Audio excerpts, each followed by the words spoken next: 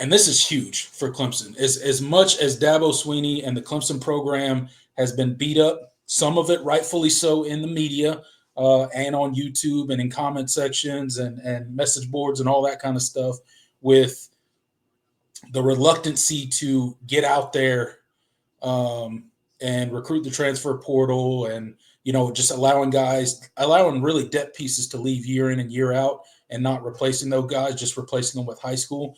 We got younger and younger, but with the roster retention that we have this year, looking into next season, we're probably going to be one of the more veteran teams in the country because of our ability to retain guys.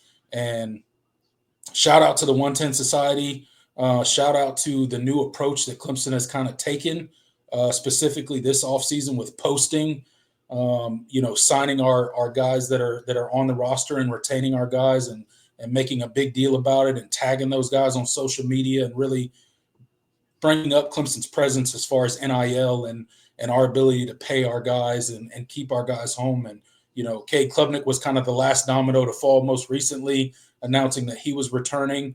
Bryant Wesco, obviously, TJ Moore, Sammy Brown, Peter Woods, TJ Parker, Ashton Hampton, Avian Terrell. You can the list goes on and on, but all guys that have been locked up by the 110 Society and are coming back for next season. So your thoughts, Jordan, on not only Clemson's coaching staff and their ability to retain their roster, but also the 110 Society, and how much they contributed this. And they really did come through financially for the Clemson Tigers and keep a lot of these guys home, because I rattled off quite a few names there.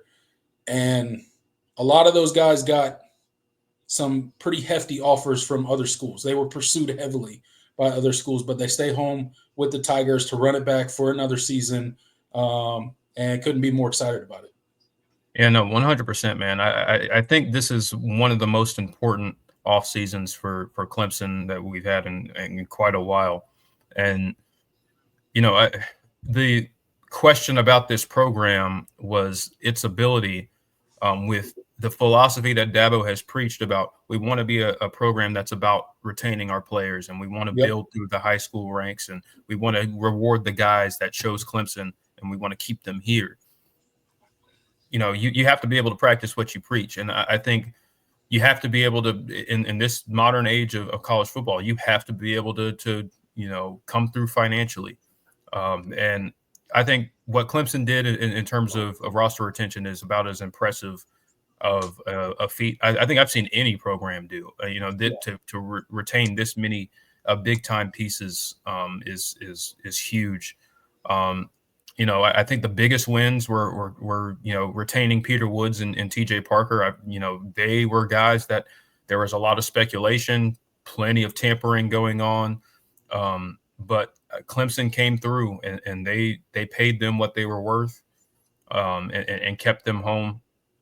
I think at the end of the day, I'll say it again. Just for the record, Peter Woods and TJ Parker loved Clemson and wanted to be at Clemson. They really didn't have much intention of leaving.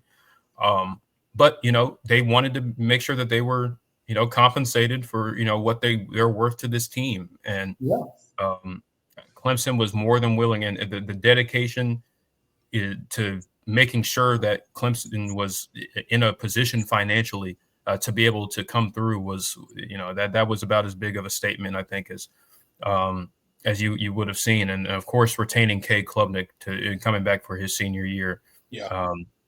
Clearly one of the front runners, top returning quarterbacks in college football for next season. It's massive, man. And I'm just really excited. We're going to talk about the prospects of this 2025 team and how it relates to how, maybe, some of the potential coaching changes that are coming up, but the roster is going to be there, man. I think what this coaching staff, what Dabo and this coaching staff, and what the 110 Society did, was able to do in terms of returning the Clemson's top talent is, I think, is a massive statement, and not just for next year's team, but for I guess this year's team now, but future recruits and future teams, because Clemson has made the statement that they are going to they are going to be a team that is competitive in NIL, and they are going to be able to compensate their players at a competitive level. And because I think, like I said, and I've said this multiple times on previous shows, I think Clemson with NIL has had a messaging problem.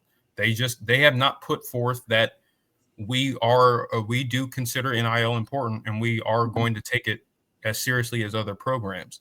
Yeah. And I think the shift that you've seen in terms of the messaging and the broadcasting of Clemson's NIL efforts, even just simple things that like the 110 Society posting, those graphics that they signed all these players like that. It's not a big thing to do, but it's a statement that this is an important part of our program.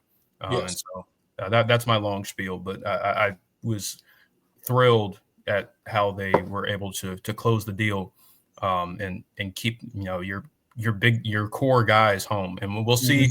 We're still waiting on a couple of more decisions. Blake Miller, Antonio Williams, and DeMonte Capehart being the main three. But I think you're in good shape, regardless for next season, with what you were able to do. Yeah, absolutely. Look, and I don't think it can be overstated how important this shift is for the Clemson Tigers going forward as a program, because it quails some of those eye-rolling, tired arguments that we as Clemson fans hear online and on in message boards and on YouTube and in various college football groups that we're involved in. Right, we hear it all the time. And for 110 Society to step out there and not only financially step up, to bring home, or not bring home, but keep home all of our big name talent that we needed to bring back to be, to take the next step for the 2025 season, right? But to start posting it on social media and making it a little bit more public. Like, you talk about the social media post, right? There's certain things that Clemson hasn't done really well when it comes to this NIL stuff, and some of that's starting to turn, right, with the very public announcements of who they're signing and all this kind of stuff, and taking care of their current roster. They can do a lot better with the messaging of NIL at Clemson. And there's an untapped, I think, resources at Clemson that they're not getting as well as just like routine fans, getting those people to donate to your 110 Society and stuff like that. And people are more apt to donate to it when they see you doing stuff like this. So I think it's super important. Kept home pretty much everybody that we needed to. As far as big name talent, we haven't lost anybody of significance yet. But as you mentioned, we got a couple NFL decisions coming that are going to make Clemson fans very excited, or make Clemson fans happy for that player, but disappointed maybe that they're not coming back and running it back for just one more season, right? And you mentioned the three guys, the three biggest names here that we're still currently waiting on decisions for, and that is DeMonte Capehart.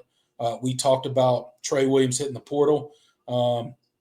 Maybe he knows something that we don't know. Maybe he knows DeMonte Capehart's coming back, right? And he's like, well, yeah, I got to go ahead and hit the portal because I'm not going to start over him, right? That's just my wishful thinking happening. Antonio Williams and then Blake Miller. Of these three guys, Jordan, do you have any feel on any of them? Any opinion on which one would mean a little bit more to come back to Clemson? What are your thoughts on these three NFL decisions? Really, not the only three, but the three big ones that we're waiting on. Yeah, I think all three have some real decisions to make here. I believe Blake Miller got around a fourth round grade from the NFL. So, that's kind of right in that sweet spot, 50-50, like, should I stay, should I go? I do know that Clemson has put together a really competitive package for him. So, I mean, it's ultimately up to him to decide on, what decision he wants to, what route he decides to take. Antonio Williams is pretty much the same. Like he got a mid-round grade. He has a real decision to make. I think if I had to, if I had to lean, I think you do get him back for another season. I think Clemson has put together a really strong deal for him. I think it's ultimately, I think it's just a matter of him signing off on it. And he'll make that announcement when he's ready. Yeah. But and then with DeMonte Capehart, that one is kind of, I think that one is the most in question right now. Yeah. I could totally see him going to the NFL. Yeah. He's been in the program a really long time. And at a certain point, a guy with the injury history that he has, maybe he doesn't want to try and stick it out for another year and wants to go pro. I don't want to speak on things I don't know because this stuff is really, really fluid. But I think that one is the most in question, that you'll have him back for next year, if I had to say so. But we'll see. If you get all three back, that's fantastic. I mean, that'd be amazing if we got all three back. But yeah, I think I agree with you. I think DeMonte Capehart is probably leaning a little more NFL, a little less Clemson. But again, it'd be amazing to have him back. Everybody knows. I mean, you see the difference when he's on the field. You absolutely see the difference. And when you think about your starting defensive line possibly being T.J. Parker, Will Helt, Peter Woods, and DeMonte Capehart, that's a heck of a starting defensive line. Will that ultimately end up happening? That remains to be seen. I hope we get DeMonte Capehart back, but I'm like you. I think he's leaning a little more NFL. Antonio Williams and Blake Miller, I think those are huge for Clemson. Blake Miller, I think specifically, is really big. It would be amazing to have him back on the offensive line, although how much could he improve his draft stock if he came back? I don't know. He had an amazing season. If you look at his Pro Football Focus numbers, he graded out as one of the highest graded offensive linemen. Definitely the highest on Clemson, but amongst the highest in the country when it comes to offensive linemen. So I mean, he's a really good tackle. We'll see what decision he makes. I would love to have him back. Obviously, it would mean that you have the best piece of your offensive line coming back from last season. Antonio Williams, another guy that I think would, without a doubt, bolster this roster and just make it that much better than it is. Could Clemson still be fine without Antonio Williams? Sure. Would the offense be the same? No, it wouldn't. You're not going to replace a guy like Antonio Williams. I know we got TJ Moore. I know we got Brian Wesco. I know we got Tyler Brown coming back, but Antonio Williams is a difference maker.